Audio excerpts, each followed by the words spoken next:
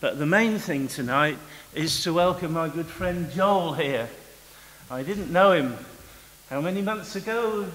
He came with a party of students from Leicester, and he was disguised as a student. And I only then discovered he was in fact a very distinguished lecturer. And what's more, he lives in Norwich, and he actually teaches at the University of East Anglia.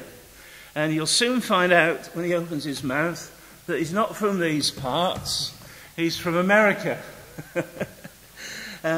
So Joel has actually been a lecturer of early modern history at the UEA for the last 2 years, and previously he's taught at the universities of Cambridge and St Andrews. He's worked on major editions of the minutes and the papers of the Westminster Assembly and the writings and speeches of Oliver Cromwell. But most of his work has been focused on Congregationalism during the English Civil Wars, and particularly on East Anglia. He is part of a team of scholars working on the experience of being a dissenter in early modern Britain. And he has a website you can visit for more information on that project. I know you're going to enjoy it. I've found when I've spoken to Joel, he's so knowledgeable, and his humour, and he's a sort of a tutor that I wish I had at college, because somehow he made it enjoyable. Did you ever have those? But there were few and far between. But Joel, welcome, and we can't wait to hear what you have to say. Thank you. Thanks for having me. Thanks so much.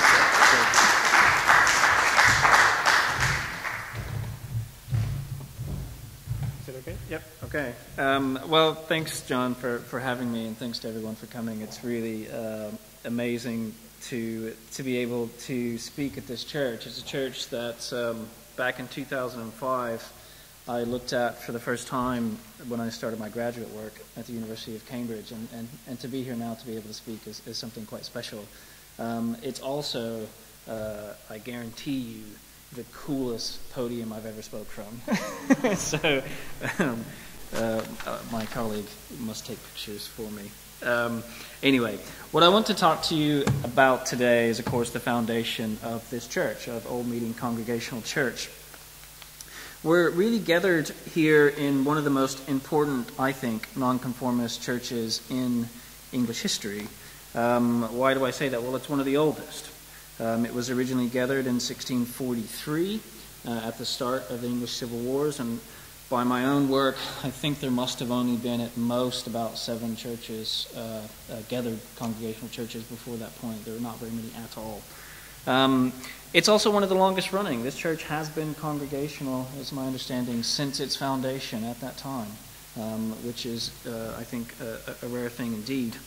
And it's also, of course, now housed in this absolutely stunning chapel, which is one of the oldest and finest in the country, as many of you probably know.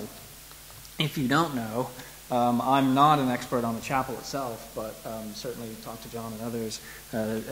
Built in 1693, just a few years after the Act of Toleration, when it became legal and free and legal to be able to publicly worship in a nonconformist church.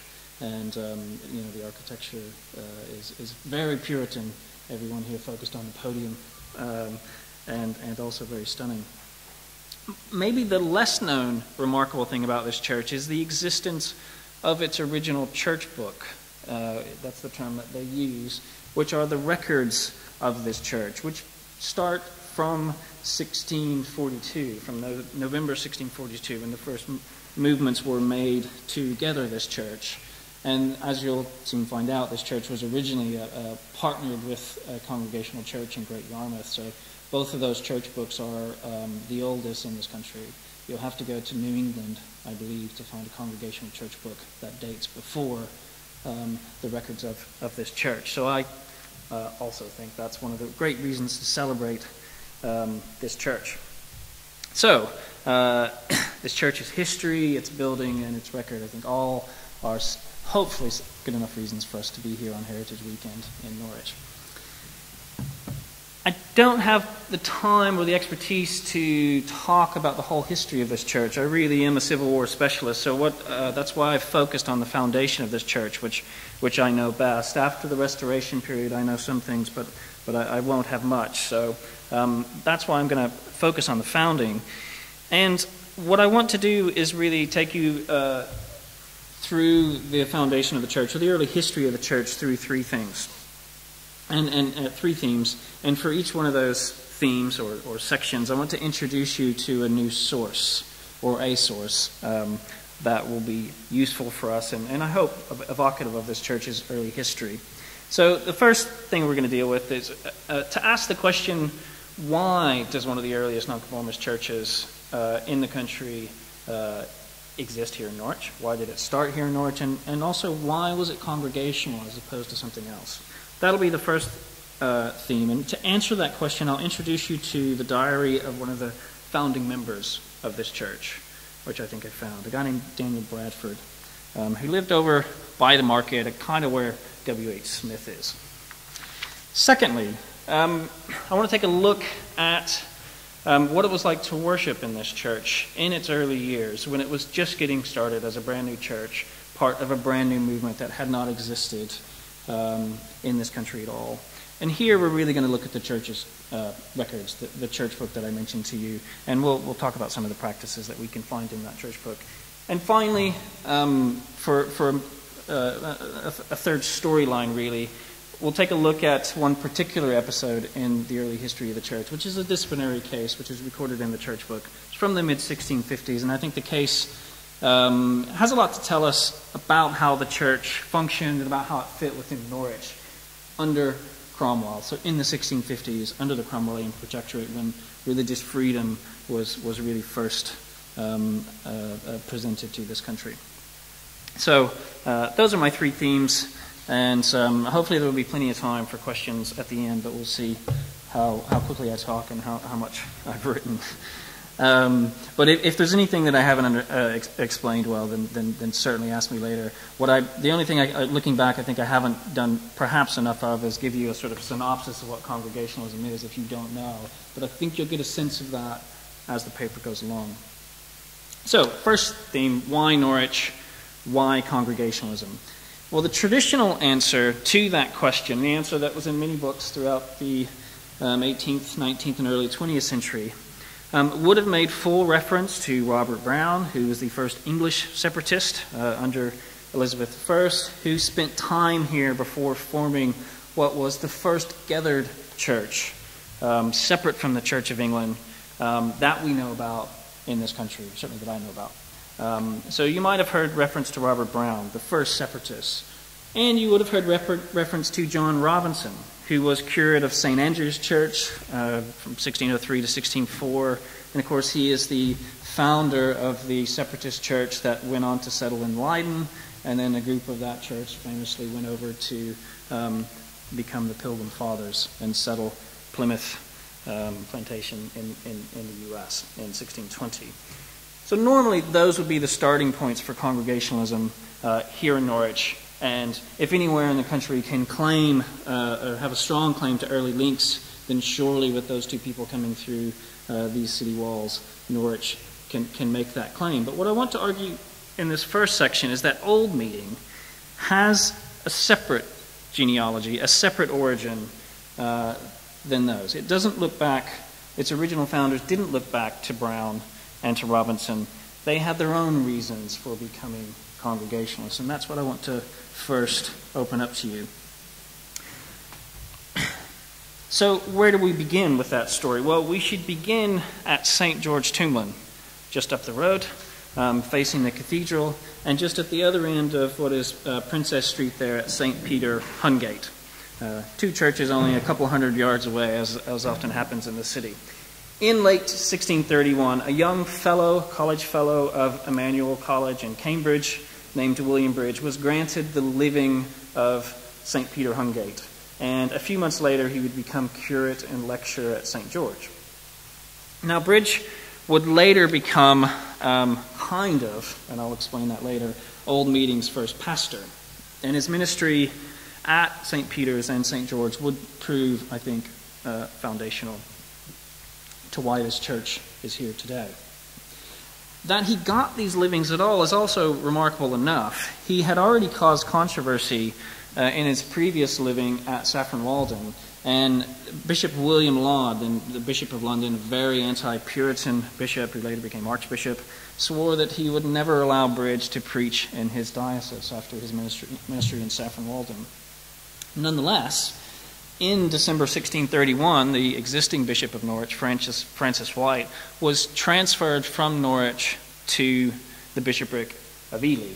And during the few months in between him leaving and the next bishop being appointed, jurisdiction of this diocese was transferred to Lambeth Palace, to the Archbishop of Canterbury. And at that time, that archbishop was the disaffected George Abbot. I mean, he was not in with the king, with the court, and he wasn't in with the court, I suppose, to say it in layman's terms, because he was more evangelical. So while he had that brief period of power over this diocese, he granted Bridge a license to preach. And just a month before the new bishop was installed, he granted Bridge the license to hold a plurality, so both the living at St. Peter Hungate and then the curacy and lectureship at St. George.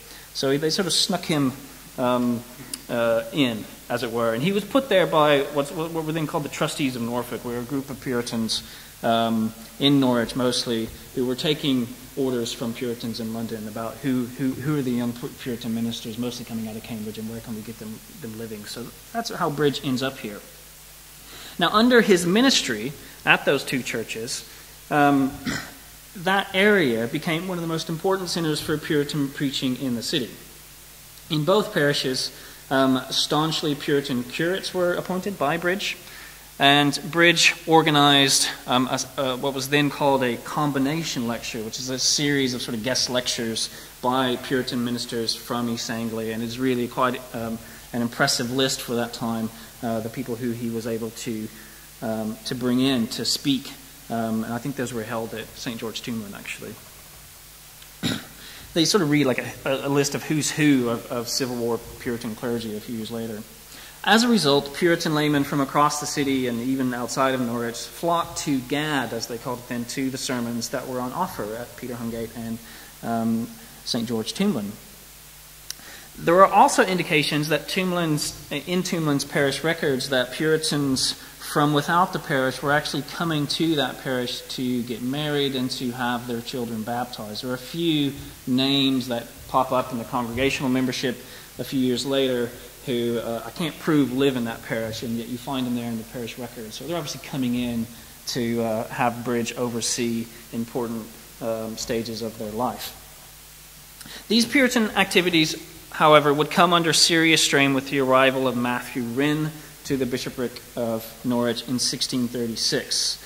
Rynn, one of the most hated anti-Puritan bishops of the 1630s, very infamous, quickly moved to rid the city of its non-conforming ministers, people like Bridge. Upon his arrival, he immediately organized a visitation of the whole diocese, and for that he issued a remarkable and substantial set of visitation acts, which had, by some accounts, up to 800 questions on them, which each parish would have to answer to during this visitation. Most importantly, some of the things that he was going to enforce was to remove communion tables in all the churches to the east end of the church and railed off, so like most of the Anglican churches in the city now are. They often would have them, the Puritans much preferred to have a table set in the middle where people could either come up to the table if it was small, or they would get communion in the pews, as we'll see in a minute. He also issued the Book of Sports, which allowed sports on Sunday. Not something Puritans were happy about, being good Sabbatarians. And we'll see a few others in a minute. Now, in Norwich alone, 11 ministers refused to present themselves for inspection at this visitation, and as a consequence, they were quickly excommunicated. Among these were Bridge, who just left, as we'll see. And another man who will play a lead part in our story, although we won't have that much time to talk about him, is Thomas Allen. He was minister at St. Edmund's here in the city, and he would also later become a pastor of this church in 1657. So, it's at this point, having set that scene, that I want to introduce you to my first source, and that's the Journal of Daniel Bradford. Who was Bradford? Well, he was a merchant. At least by his will in 1670, he was a resident of St. Peter Mancroft. He owned most of the buildings down one side of White Lion Street, if you know where that's at. That goes from the market up to the Castle Mound. There's Lush, there's Specsavers there. I'm still working on this. I'm not sure which side of the street he owned, but he seemed to own almost that whole street by 1670. And interestingly, it's called White Lion Street because of the White Lion Inn, which used to be there, which was a very famous royalist pub in the mid-1640s, and also a place where Tory groups met in the Restoration period. So I'm not sure why he owned that yet and how that relationship works, but I'll get to that hopefully in future research. So that's where he lived, in Peter Mancroft Parish, or Mancroft Ward. He was one of Norwich's volunteers for the Parliamentary Army in 1642, one of the first to sign up. And of course he was a founder of this church, Old Meeting. And he would later, in the Restoration period, help found what is now Norwich Central Baptist Church, but what was for many years St. Mary's Baptist. So he's actually a founder of two of the earliest nonconformist churches in the city. Thankfully, his journal seems to have survived, and it gives a wonderfully evocative picture of Bridges' ministry in the first few years of the church. Now, I say seem to because I've only found a transcript of this in the Norwich Record Office, in the papers of Charles Jewson, who was a prominent member of the Baptist church around here, so I'd be really willing to learn more about Jewson. I think he passed in the early 90s, maybe? Anyway, in his papers, he has, in his own handwriting, 35 pages of something he labels the Journal of Daniel Bradford. And I don't think he was a fiction writer. He wrote very good history books, very solid stuff indeed, and I've never got any indication that he was in the art of fiction writing, so, and all the details work, so, but I haven't found the original, so that's why I say it seems to have survived, but I've yet to find the original. I'm going to use it anyway with reckless abandon. Okay, so the journal. It starts in 1636, just before Bishop Ryn's visitations, with notes on sermons that Bridge was giving at St. Peter Hungate. So to give you a flavor for those, one Sunday Bridge preached on the excellency of Christ, that he not only gave himself for us, but also to us. The next week, he preached on the excellency of the fear of God. 2 weeks later, it was on Christ coming to save those who are lost, and Bridge uses these analogies, of which I'll give you this one. A sheep does not seek the way home again, he said in this sermon. One sheep he wanders over the mountains of pride, another through the thicket of the world, another through some unclean slough, but all wandering and no man or sheep able to find his home until he first be found. So it's a very Calvinist message. But Bridge often uses these types of analogies in his writings, and certainly throughout this journal. Bridge himself comes to life in this journal because Bradford meets him at a friend's house not long after these opening sermons, and they form a bond and a friendship which seems to have lasted their life as far as I can tell. So, quickly though, in the journal we read about the impact of Ryn's visitation. The first mention comes out of a discussion over dinner where with Bridge and another future member of the church, a guy named James Gooding. And it's clear that both Bradford and Gooding are watching Bridge as one of the prominent Puritan ministers of the city to find out how he's going to react to these visitations and whether he's actually going to change the church services at Peter Hungate and St. George Tombland. He does not. So the next week we find Bridge preaching longer than he should have and not moving the communion table into the chancel. Next, Bradford records officials showing up at Bridges' house to arrest him, but he had left. The house is empty.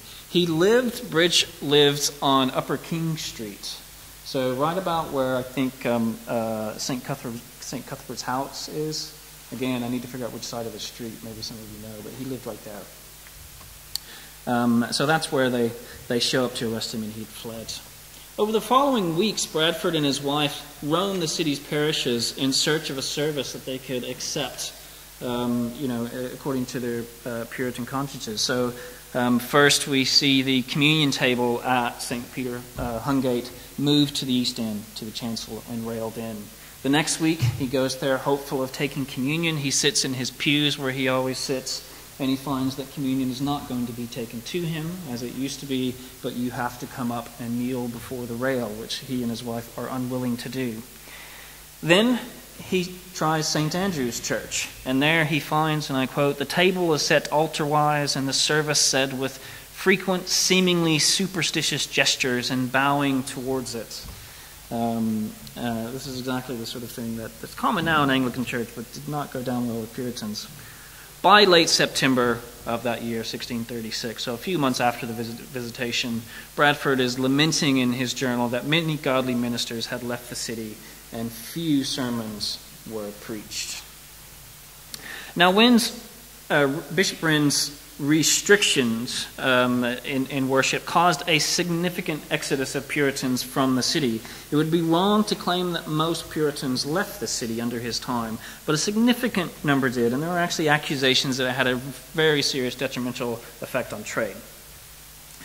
Now, there are a couple patterns that we can see in this exodus as well. One group centered around the ministry and network of Thomas Allen, who I mentioned before, at St. Edmunds, and some of those seem to have migrated to New England. And then there was a second group centered around Bridge who immigrated to Holland during these years. Now, how distinct these two groups were is not clear and may never be clear, but we can at least see a few patterns easily enough in these migrations. So there's been a lot of work recently done on the Great Migration to New England, and what's become clear through all this research is that you can trace migrants to New England almost parish by parish where Wren's visitation takes place. So obviously they have to go around the whole diocese and it takes time, and migration patterns seem to fit almost exactly to when the visitation arrives in a particular parish. So there is a direct correlation between the visitation and immigrating to New England. For the Holland exiles, the passenger registers for ships leaving Yarmouth, who just happened to survive for a couple of years around this time, point towards early 1637 as the peak period for Puritans traveling over to Rotterdam. This timing of this migration, I think, is related to two things. One is the city, and many within the city, petition against Bishop Wren in 1636 to have him removed, or to at least have this visitation cut back. That petition fails. That's September of 36. And around the same time, either that month or the next month, a letter arrives from William Bridge, who's now in Rotterdam, inviting the city's godly Puritans to Rotterdam, where many English merchants had found refuge and freedom of worship. Bradford, in his journal, first sees this letter in mid-October, and by mid-January, a number of prominent friends of his who had already immigrated, and they began, Bradford and some of his friends who were still here, people like James Gooding, who I mentioned earlier, start to discuss going themselves. And he has an absolutely wonderful story of how they make the decision. It's almost, this is one of the parts in the journal where I think, well, if you were going to write a piece of fiction, this is exactly how you'd write a Puritan making a decision. He's in Great Yarmouth talking with his friend James Gooding, and the two men are considering the possibility of going to Rotterdam. Of course, they're thinking about work. Their wives have pointed out that, are we going to be able to live over there if we immigrate? And they're debating these things. And Bradford says he sees Gooding's Bible laying on a table. So what does he do? He goes and he opens it up to a random page. And as he says, I opened it and my eye fell upon the passage of Genesis chapter 12. The Lord said unto Abram, Get thee out from thy kindred and from thy father's house unto a land that I will show thee, and I will make of thee a great nation. We did therefore, he goes on, conclude that it was God's will that we should go forth to Rotterdam. We really couldn't make it up. Now, what's interesting about that's the Geneva translation. So, in my attempt to think that this is a real thing, it would be really remarkable if Charles Jewson was using the Geneva to write his story. There were people using the Geneva Bible, especially Puritans at that time.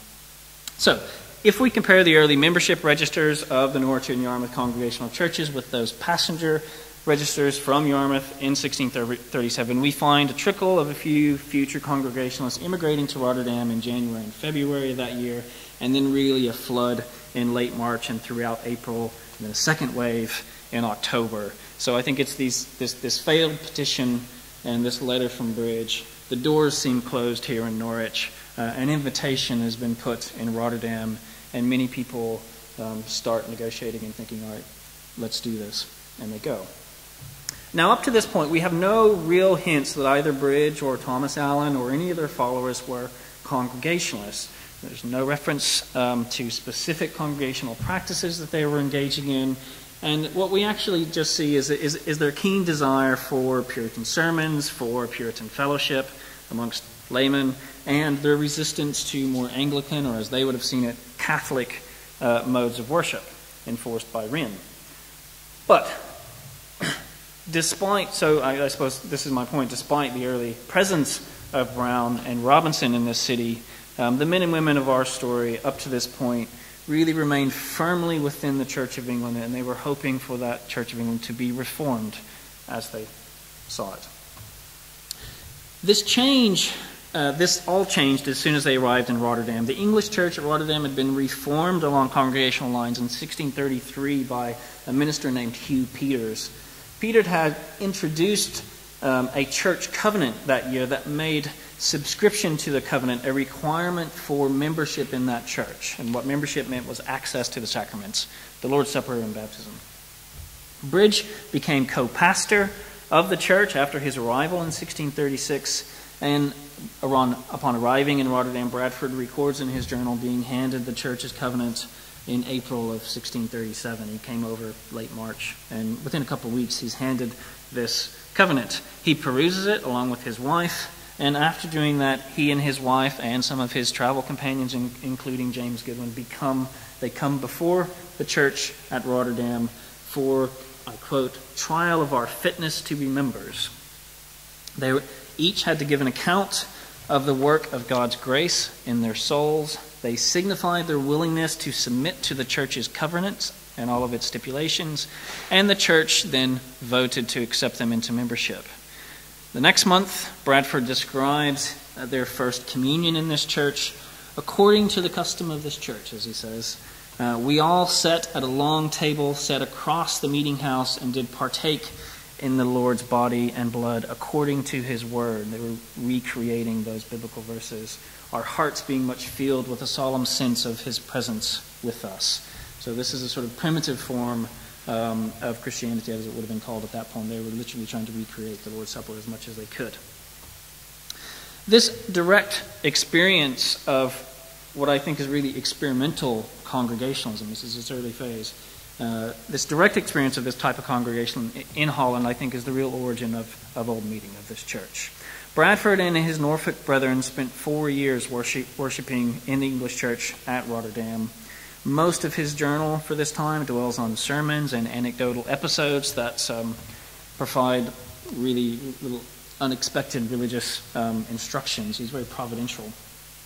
But the expectant atmosphere of 1640 to 42, so that period between the calling of the Long Parliament and the declaration of war in late 42, really brought these men and women back to Norfolk. And it's clear from their early records of the Yarmouth and Norwich churches that they had by that point become firm, convinced, and experienced Congregationalists.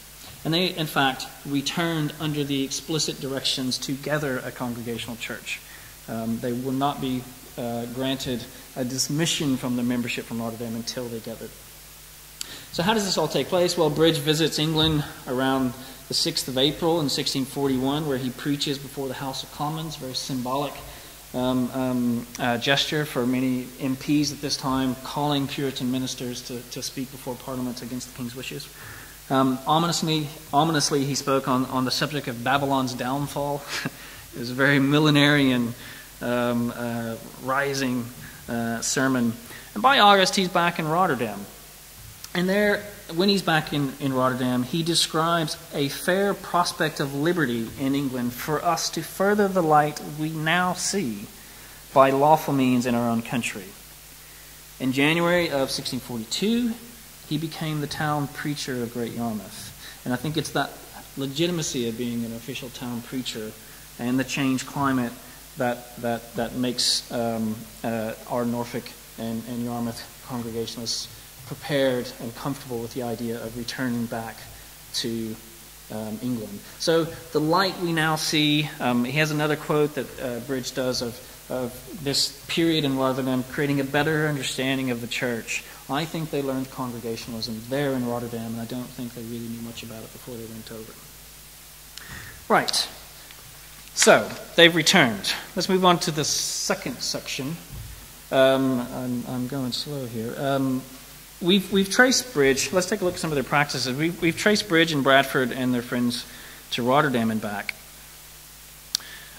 Let's take a look at Old Meeting itself in the early years. And here we'll move to that wonderful church book that I've told you about. And I've given you the opening page of that church book in your handout.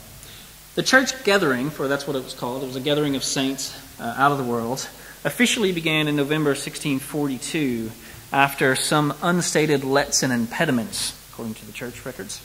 The first step involves selecting 12 worthy brethren from their group to be set apart for the work of incorporating into a church fellowship.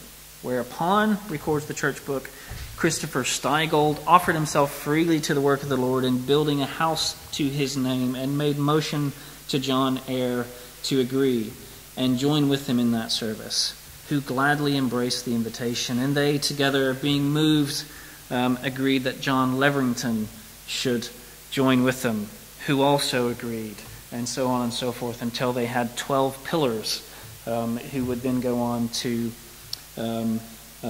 do the necessary prayer, humiliation, and study to actually gather the church. So this is very careful. This gathering actually took place 7 months later, so it was really quite studied and careful. And I think this is partly down to that study, but also partly down to what we have here is people based in Norwich and based in Yarmouth trying to join one church. So they're unsure about where they should actually meet. They decide that Yarmouth is a safer place considering the climate of the Civil War. This is all taking place in 43, and you have Newcastle's troops coming down, getting almost, King's Lynn comes under the siege. So people are flocking to Yarmouth for safety at that point. They decide to settle in Yarmouth, and they also have to wait for a formal letter of dismission from Rotterdam, which I mentioned. That finally comes, and on the 28th of June, 1643, they subscribe their names to a church covenant, which formalized their existence as a Church of Christ. The Norwich covenant is printed on your sheet, but this first covenant, which was the joint church, is slightly shorter, but not too different.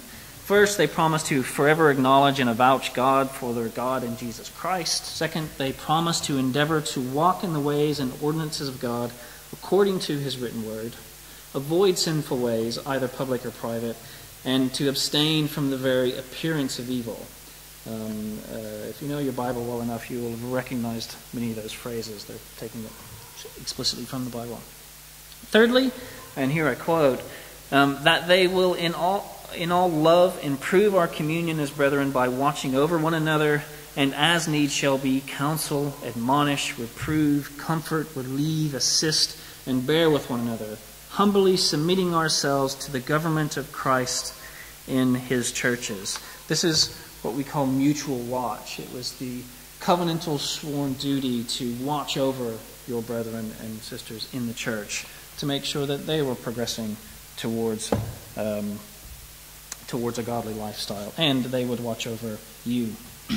Fourthly and finally, they did promise these things not in their own, but in Christ's strength, and accounted it their duty to embrace any further light or truth which shall be revealed out of the Word of God. This is something that Bridge in particular is known for. Historians call it the principle of mutability. They're willing to change their stance on the church, but they have to be convinced out of the Word of God. But they explicitly put that in their covenant. Now, this covenant was fairly pared down compared to most that we get from this time period, including the Rotterdam covenant, which I think had 14 articles. So this is very short, actually, and very simple. And as you can see from the handout, the Norwich Brethren rewrote it slightly and expanded it to 5 articles. I think the Norwich Church had some better authors, so the language is a little bit better in the Norwich Covenant, in my opinion.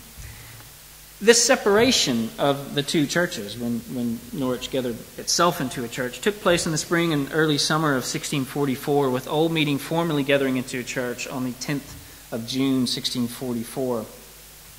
They did this because there were lots of people in Norwich who wanted to join but didn't want to travel to Yarmouth. So the churches decided that it was a suitable time for a second church to gather here in Norwich on its own.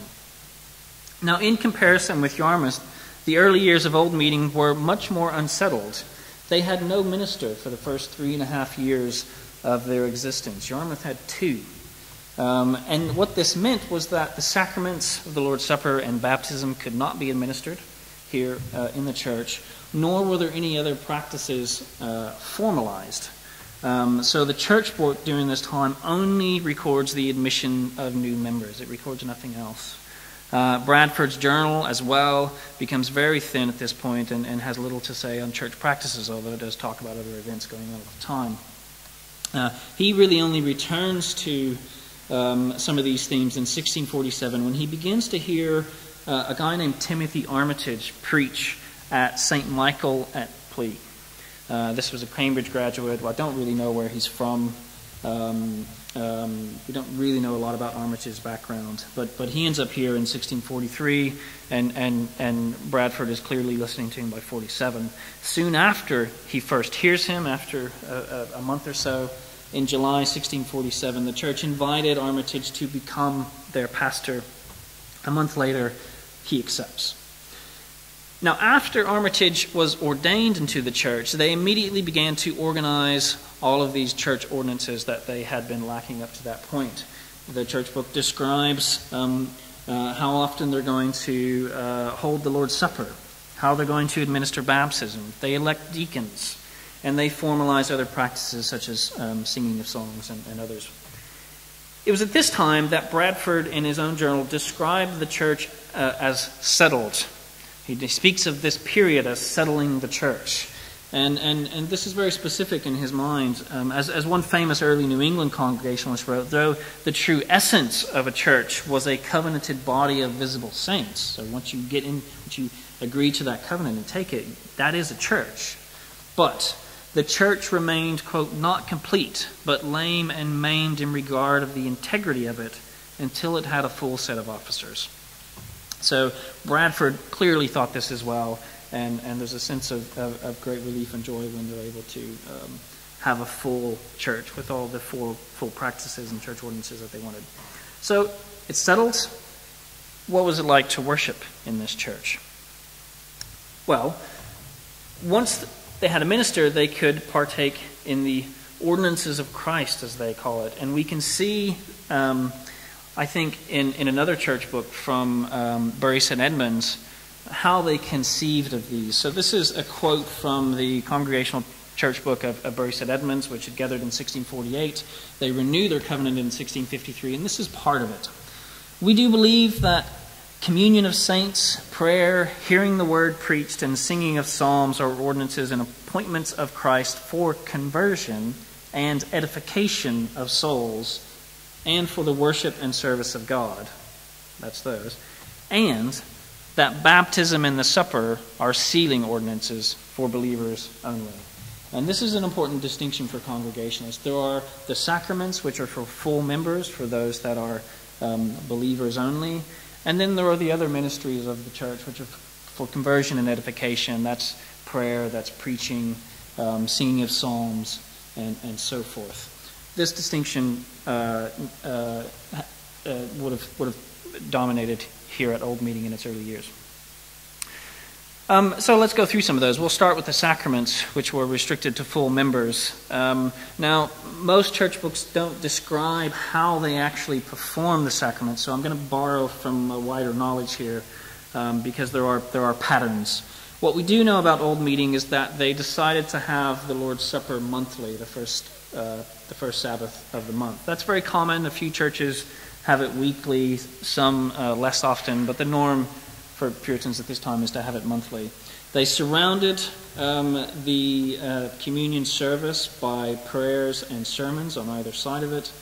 And I don't have exact proof for this, but what I think would have one of two things would have happened. They would have had a table down in the middle of the congregation. If it was a small gathering, they could have all gathered around the table in a literal recreation of the Lord's Supper. But if it was a bigger group, which it would have been after by the time they had a minister, they would have distributed it in the pews. They would have come to your seat, I think. Baptism. Well, that was before the whole congregation, which was very important to them because it reminded people of their covenantal obligation of mutual watch over one another. A child baptized in the church was not a full member. They could not take the sacrament, but they did. They were under the church's mutual watch. So it was important to have that rite done in front of the whole church. Another interesting point is that the Old Meeting Church was, from at least 1645, what was called at the time mixed communion, which is often called Old Communion in some of the historiography. What does that mean? They allowed members to either believe in adult baptism or infant baptism. They gave people the liberty to choose their own. They did not see that sacrament as essential to salvation, and your membership in the church was based on your visible sainthood. So if baptism wasn't essential to salvation, then it wasn't essential to whether you were a saint. So you could be in the church no matter whether you're adult or infant Baptist. So those are the sacraments. What else did they do? Well, preaching is obviously crucial to the Puritans, and no doubt, we know of some of Armitage's sermons, but they also allowed prominent laymen to preach in what they would call lay prophesying, and Bradford was one of the lay prophesiers set aside by the church in, I think, about 1649. These could be public or private events in different churches at different times. I don't know exactly how they worked here in Norwich. They're not explicit, but we know that they're one or the other depending on the local circumstances.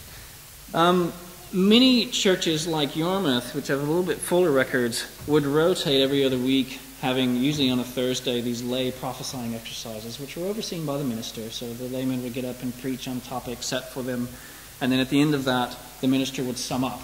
So if need be, correct any doctrines, but for the most part, he was there to control the event. The Yarmouth Church rotated this with public question and answer sessions. So anyone from the public could come in on a Thursday, every other Thursday, and ask the elders of the church anything they wanted, which in the free religious atmosphere of the 1640s and 50s was quite a good tool for evangelism. They also sang psalms. Here I know very little about what they did here in town. Most Puritans preferred metrical psalms. A few of them were happy to have hymns, but usually not in the church service. Maybe at home you could sing a hymn, but you wouldn't do it in the church service. It had to be the words of the Bible.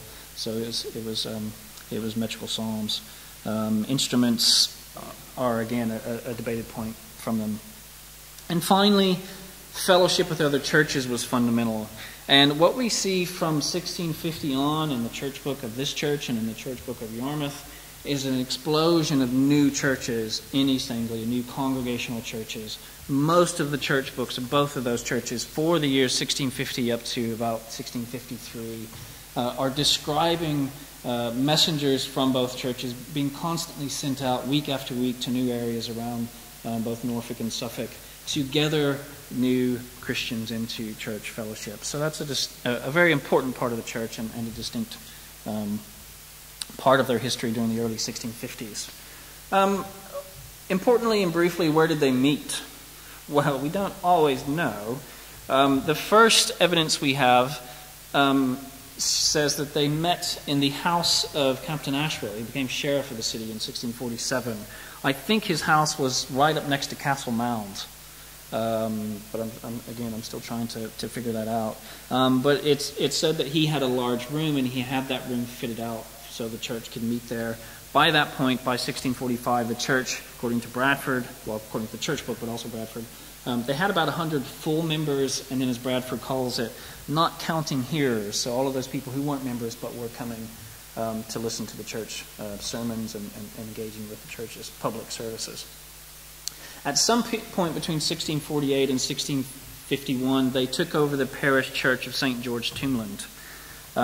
For we know in about 1651-52, they built a gallery for more seating down both side aisles and also, I love this part, over the chancel. So they put a gallery over where the altar stood after Wren's injunctions in 1636. They've taken out the table, put it back in the middle, and obstinately put a whole bunch of seating there, and reorientated the whole church to the center and not to the east end. Another story you can ask me about, that gallery actually lasts until the mid-1670s, so long after the Restoration. There's a great article on that, and I can talk about that later if you want. Now, why did they build this gallery? Well, the current fire capacity, if you go talk to the minister, John Minns, is 150 people in that church. By the mid-1650s, there were 331 full members. That's not counting baptized children, who the church book doesn't record until after that point. It's not counting these hearers that Bradford mentioned. It's not counting spouses that may not have joined the church, but nonetheless came along with their spouse and families. So clearly not everyone in the church was coming regularly. And I'll come back to that in my last little point. Why Tombland? Well, many prominent and wealthy members of the church lived in the parish. They owned a lot of the houses there on Upper King Street, which Bridge used to live in.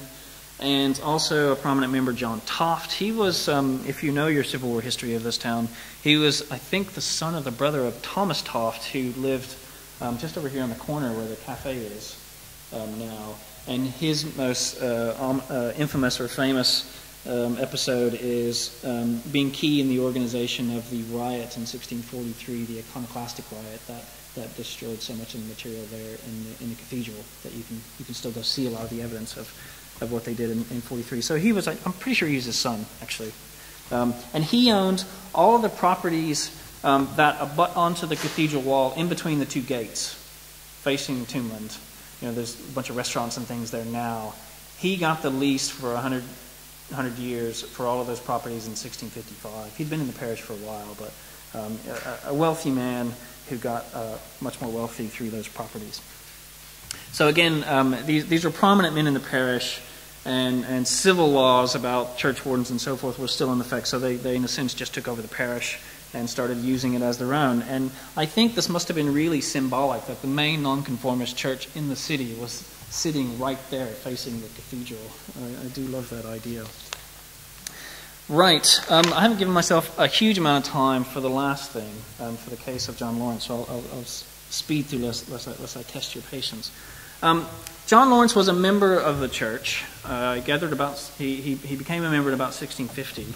I mentioned that not everyone surely not everyone could fit in the church regularly. He lived in Ramplingham, just above Wyndham, if you know where that's at. He had a farm there. I think he was quite wealthy. He was a captain in the army. And how often he came to the church, we do not know. But he lived there. He became a Quaker in 1655, and it's his disciplinary case for becoming a Quaker that I want to briefly describe to you. The Quakers, we should point out, they didn't become a quietist or a pacifist movement until after the Restoration. Prior to that, in the 1650s, they were by far the most militantly evangelical movement of Cromwellian England. Really remarkable group. They first entered East Anglia via Cambridge. They've been evangelizing in Cambridge for about a year when in November of 54, they sent one of their ministers, an itinerant minister named Richard Herberthorne. He left Cambridge and headed to Norwich. He got as far as Wyndham before he got arrested. And he got arrested for disturbing the services in Wyndham of a minister named John Money, who we also know was the pastor of the local Congregational church in Wyndham at that time. He's thrown in jail. And from jail, he sends for reinforcements. It is a classic Quaker evangelizing tool at this point. Get yourself thrown in jail, and then get some more people there, waving pamphlets about the injustice of throwing someone in jail for preaching Christ. So this is what happens. And these reinforcements arrive in January 1655 to Wyndham. It's clear from a few pamphlets that get published in the following year that Captain Lawrence probably heard Hubberthorne preach in that November, but he certainly is engaged in meetings by the January. He meets in that month an 18-year-old Quaker minister named George Whitehead at a house in Windham, presumably by a member of the Congregational Church, but I can't prove that. They don't have records. Soon after, Lawrence invites Whitehead to his house in Ramplingham, and he invites 3 other people. He's setting up a debate. He invites 2 local Congregational ministers, a guy named John Clapham, who is the minister there in Ramplingham, his own minister, I suppose, in terms of his local parish, and Robert Pert, who is a minister at that time in is it Garveston? Is that how you say that? Possibly, yeah. So he invites those 2. And then in the account we have of this, he invites a 3rd man simply named Bradford. This must have been our Daniel Bradford. He was a deacon of the Norwich Church, and he was also a fellow soldier, a fellow army officer with John Lawrence. And he's labeled as a priest in the Quaker account. So I think he must be our Daniel Bradford, which is lovely. In this debate at his house, according to Whitehead's own account, which he publishes in the early 18th century, Whitehead had been given dominion over them to vindicate the truth. And as a consequence, most of Lawrence's family became convinced of this new doctrine of Quakerism. Now, Lawrence's conversion soon became public because he'd been engaging in disputes with his minister there in Ramplingham, John Clapham. The Quaker evangelists take these position papers they've been exchanging between Lawrence and Clapham, and they publish them. And that starts a public debate. Once it goes into print, it becomes a public ordeal, and the Norwich Church has to take action because one of their members is involved in a public way, in what they would consider a heretical way. So they call him before the church. He doesn't come initially, but he does by mid-March by April in 1655. Now, besides neglecting the church meetings, when he shows up, the church admonishes him for entertaining men of corrupt principles. That would be the Quakers.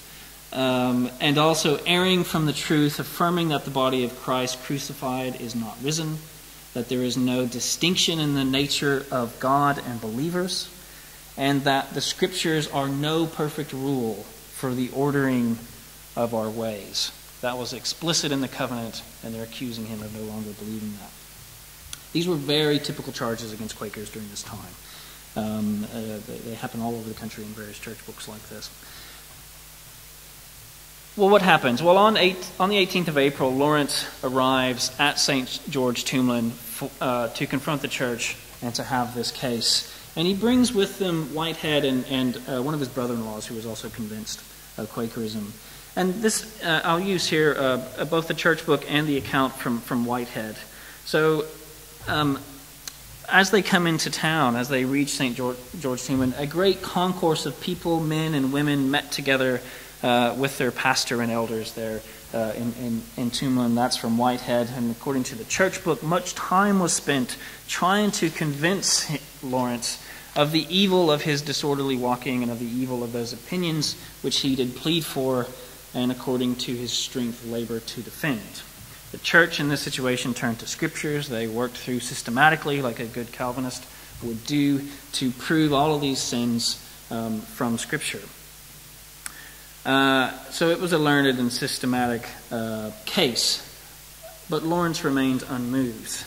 And whether he engaged with each of the specific arguments of the church is unknown, though the records don't say, and it's probably doubtful because Quakers disregarded disciplinary processes like this at this time. What we do know is that Lawrence responded to the whole process with 2 Timothy chapter 3.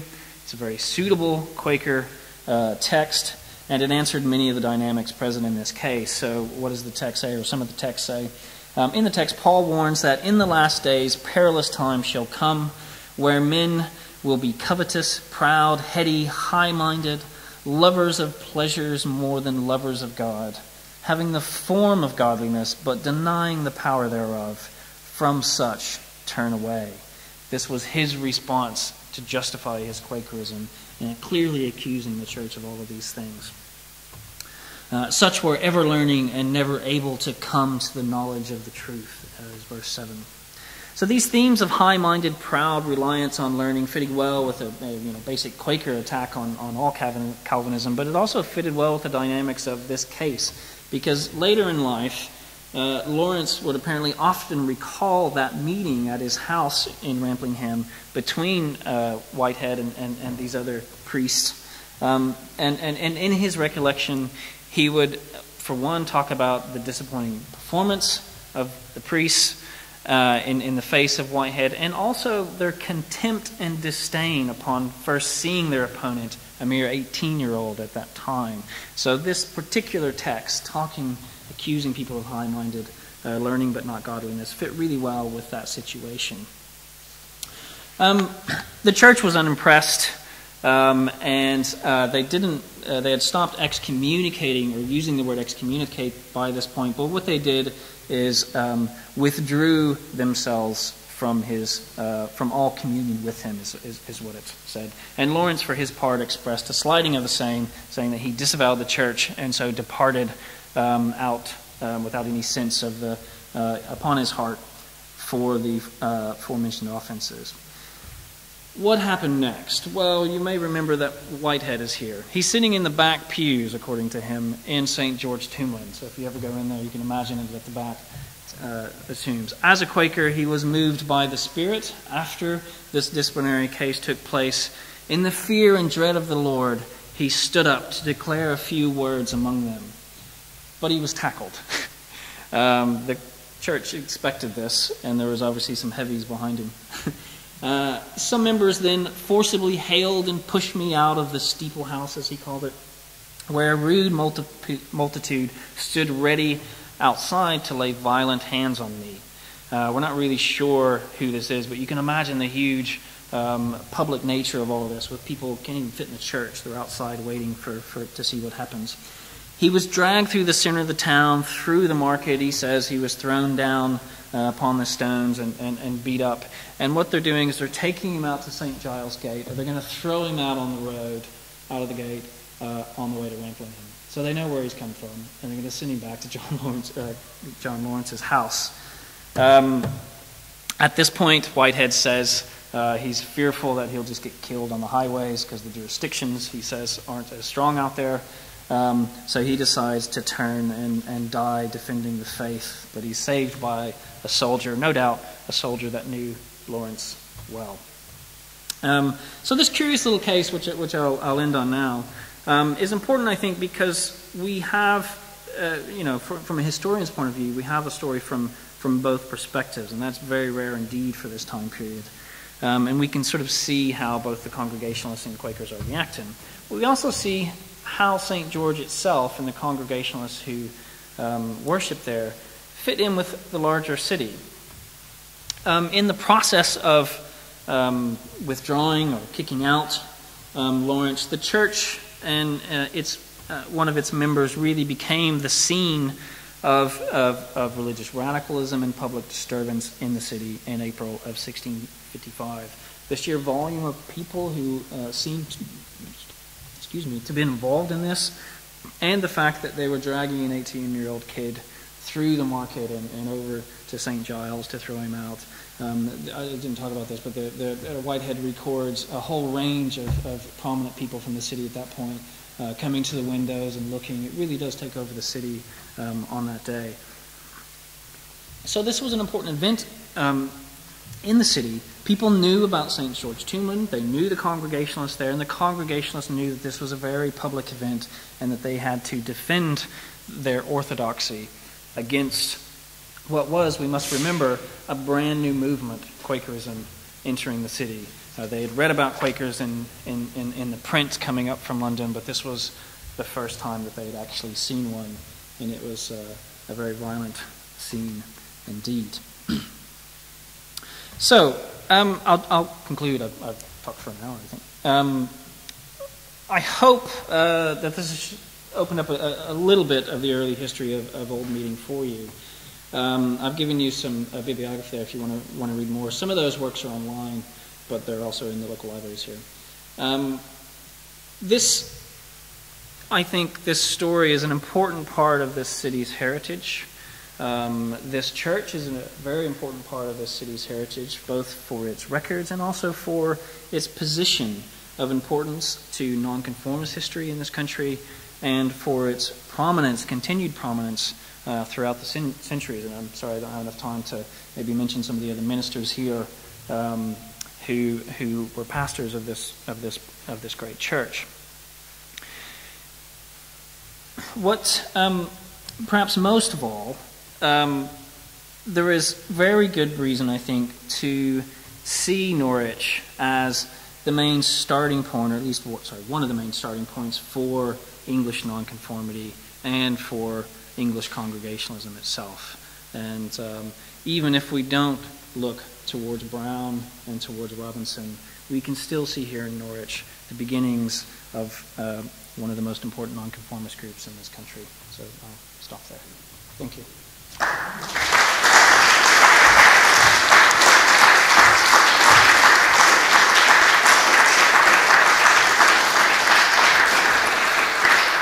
Now, I am happy to answer any questions if I can, if anyone has any.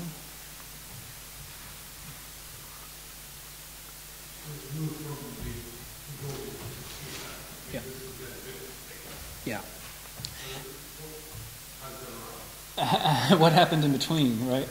Well, we don't know. I mean, one thing we do know is that these parishioners of St. George Tombland obviously didn't move out. So at the Restoration, when Thomas Allen, who was the minister of this church at that point, and many of the other Puritan ministers in the city and around the country, they were kicked out of the Church of England. But the laymen of the church still had control of the parish because they were the church wardens.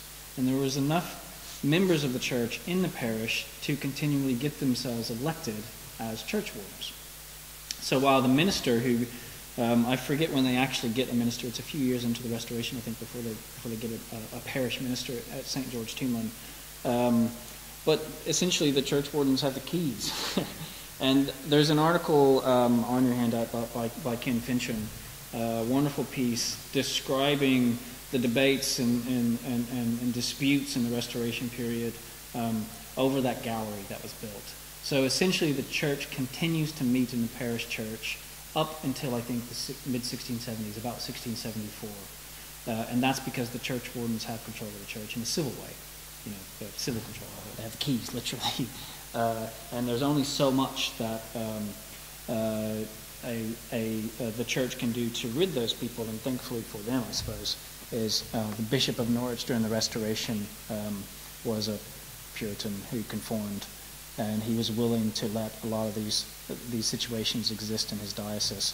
So what happens, you may know of the two really big statues there on Tombland and the road there. I forget the name of the road. They're painted red now. They're 16th century, 17th century Dutch statues, I think. The guy who lived in that house was a guy named, I think his name was Thomas English. He was very royalist. And of course, so he was another candidate for church wardens. And he does have he does get elected during this period. And so he and some of the royalists in the parish, or Anglicans later on in the parish, are trying to get this gallery removed so they can put the communion table back. And this dispute essentially continues until the bishop dies. Bishop Henry was in, and the next bishop comes in and sweeps it all out. From that point, I don't know where they meet.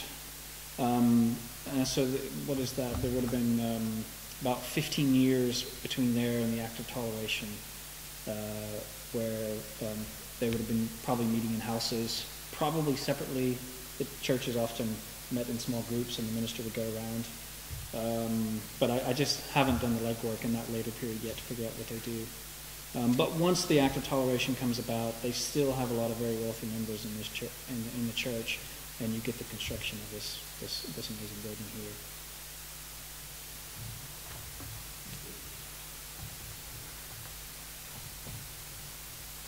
Yes, please. I wonder, was there any impact made on the Church of England at that time? So normally they still on Well, during the 1650s, under Cromwell, there's a real question about what the Church of England is.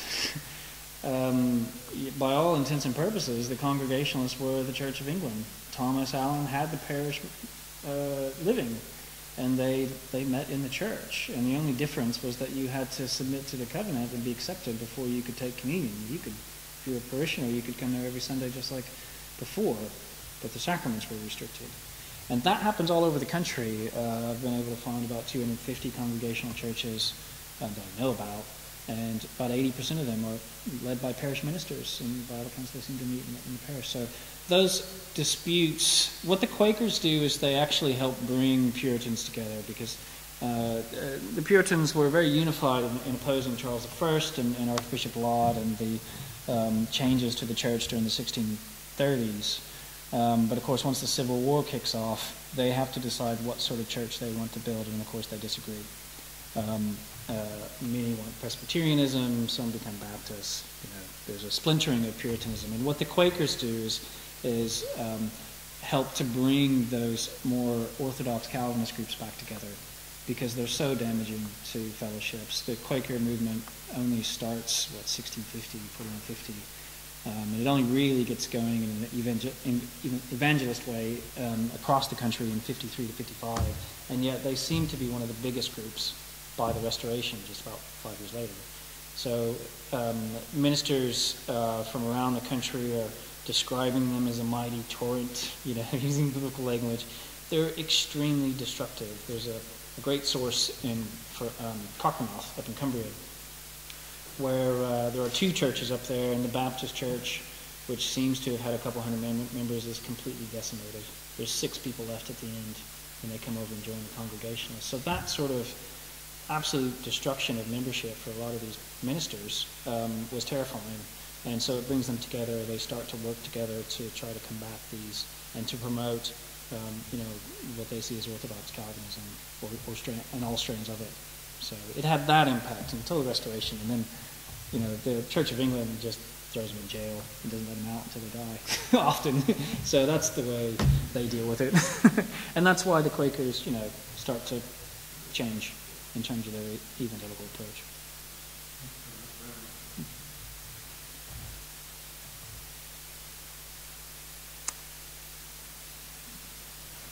So we, Many thanks. Oh, yeah, sure. What set you on this particular course of research? Huh? What set you on this particular course of research? Well, the main thing was an undergraduate lecturer I had in my home back in Oklahoma in the U.S. And he studied early New England. And his innovation back when he was doing his PhD in the early 80s was to do a full study of the church books from colonial Massachusetts, and to do a study of them. And he's got a wonderful book out called Tenacious of Their Liberties. It's about colonial Congregationalism in Massachusetts. Absolutely wonderful book. One of the few history books that I've ever actually been moved. He has some really moving chapters. He tells some good stories. He's a very good writer. So I was studying under him, and he was publishing some of these records, and I needed some money, because you got to pay for tuition over there. We've been doing that for many years, so you often get a job. And I transcribed a bunch of these church records for him, and from Prince. And a wonderful look into the daily lives of these people, not just for religion, but all, everything they do. And I knew that he'd already done it for New England, so I thought, well, how else could I work with these things? I don't think anyone's done it in England during the Civil War period. Couldn't find anything, and set off on a journey to come over here and do my graduate work. And thankfully they exist, some of them. I didn't know that when I arrived. I did not know that they existed at all, but they do, some of them. And I'm now involved in there will be hopefully more access to these things in the coming years. I'm involved, I've got a team together, we have a team together, which is currently building an inventory of these church books up into 1714 for right now. And that's going to be published online so anyone can access it. And then we're going to do a calendar of like their content and stuff. And hopefully that'll lead to a larger project of putting these things online and available for everyone to read, because they're important parts of the history of this country, all over the place.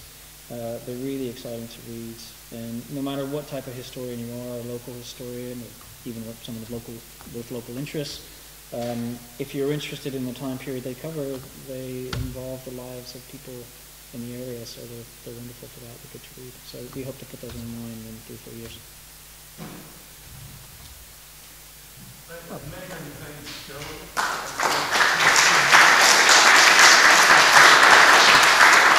Thanks for coming and being patient.